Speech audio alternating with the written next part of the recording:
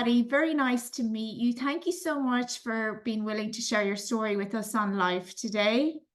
Oh, I'm happy to be here, Sharon. Thank you. Brilliant. So, Patty, I was very curious to understand if you had been in a career in your life and how important work was for you in your life. Oh, yes, I did have a career. I had a big, long career, and I was a newborn intensive care nurse Oh, for 40 years.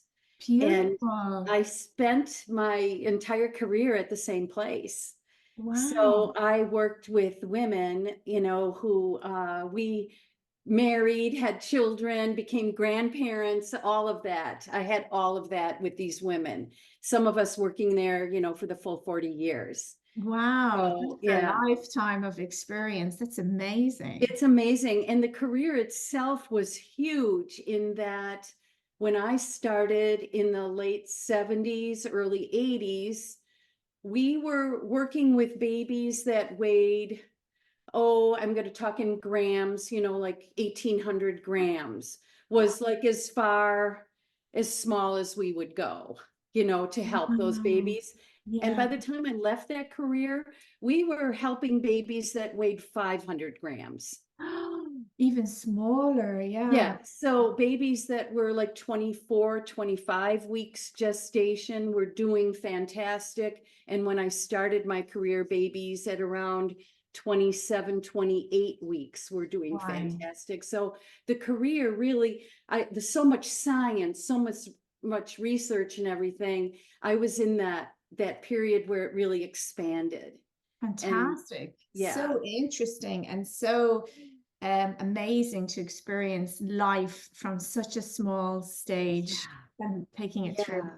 And Patty, was that something that you pursued? You wanted to be in nursing and medical, or did you just fall into it? Both. I had an aunt who I was close to who was a pediatrician, and I knew that I did not have it in me to go to school to be a doctor. I mean, Right. probably smart enough, thank you, but I was in a hurry to be me. So I went to 4 years of college, but I didn't want to go on. So I was a nurse and I loved being a nurse. And I worked in a department that was very autonomous. Our doctors trusted us and we made a lot of decisions and so I had a really rewarding career, I think. Um, Fantastic. yeah. And it didn't, it just happened that I picked that part of nursing, the newborn Right. intensive care. And you And then obviously loved it because you didn't change. Oh, no, I did love it. And there was so much room to grow, so much room to learn more and do more and be more, in that role. By the time I finished, I was working mostly with the families whose babies were passing. And oh, we did a lot of just making that time as special as we could, yeah. focusing on quality of life versus quantity and taking those days or weeks or months and making them really super special for families. And yeah, I learned a lot about being a nurse and doing all this stuff. But Yeah. then as I got older in my career, I learned a lot about being a human and a Yeah. mother and wanted to share that. That's So beautiful. I yeah, mean, you have such intimate moments with parents going through yes, that. it was a That's privilege. wonderful. Yeah, you've Yeah, really made a difference in people's lives, and yeah. that's great.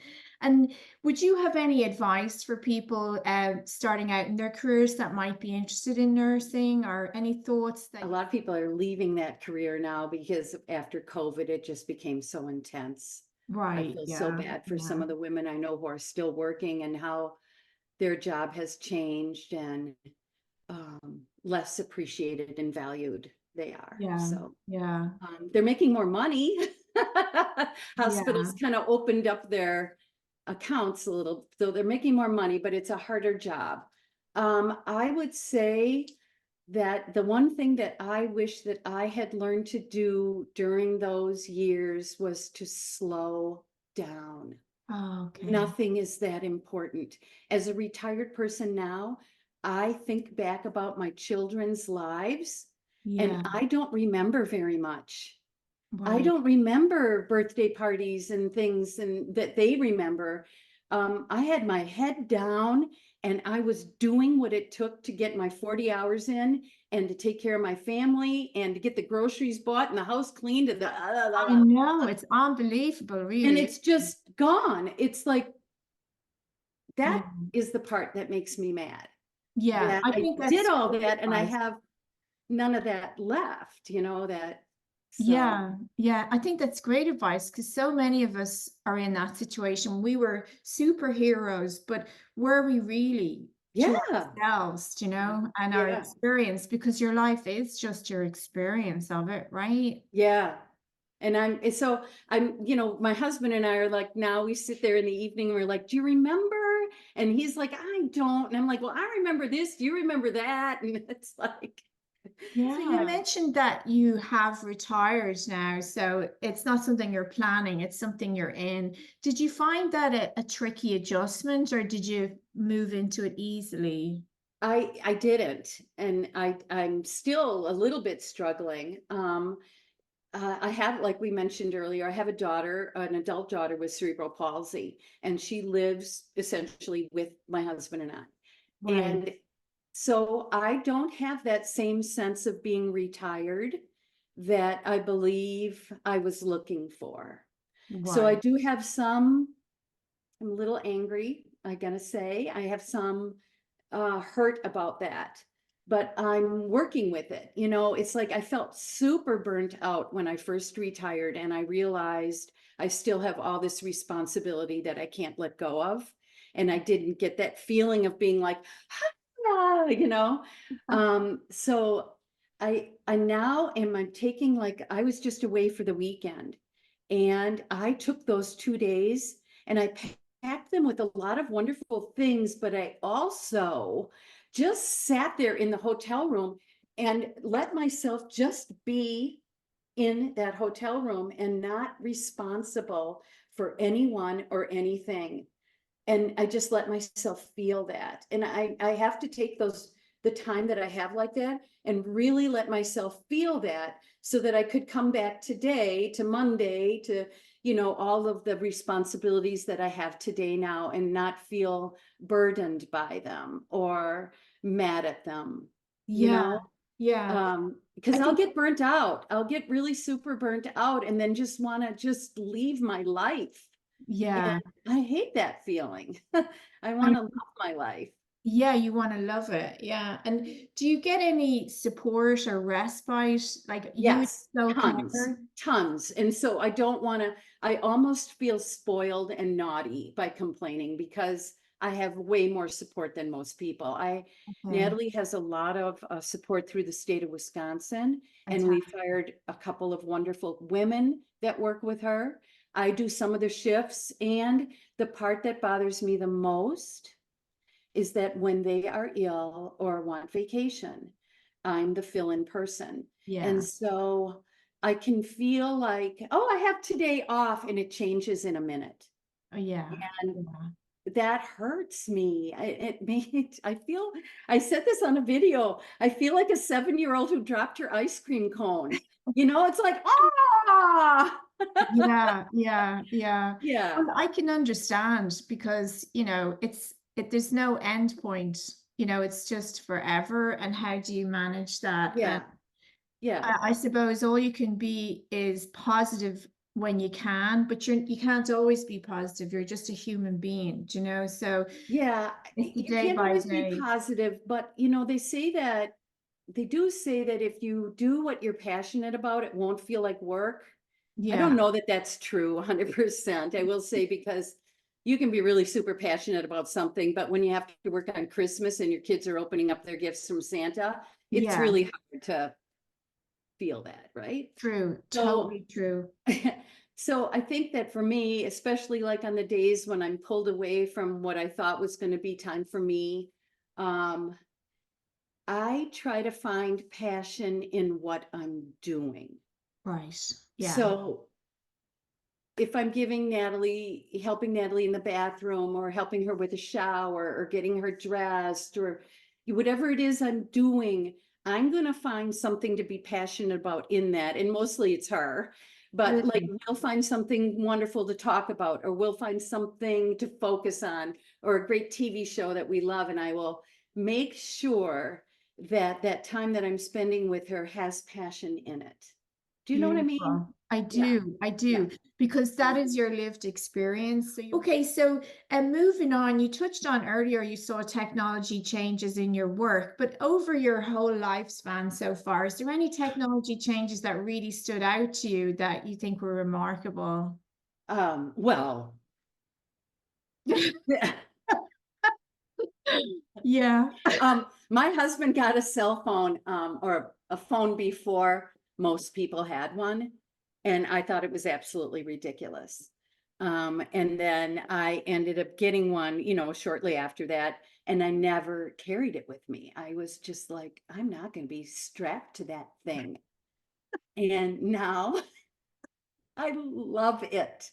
I Yeah. love it. I don't know how that changed for me, but the cell phone is amazing. Our phones Okay. are amazing. Yeah. And I have an electric car. Oh, So I think that's super amazing. However, I couldn't afford a Tesla.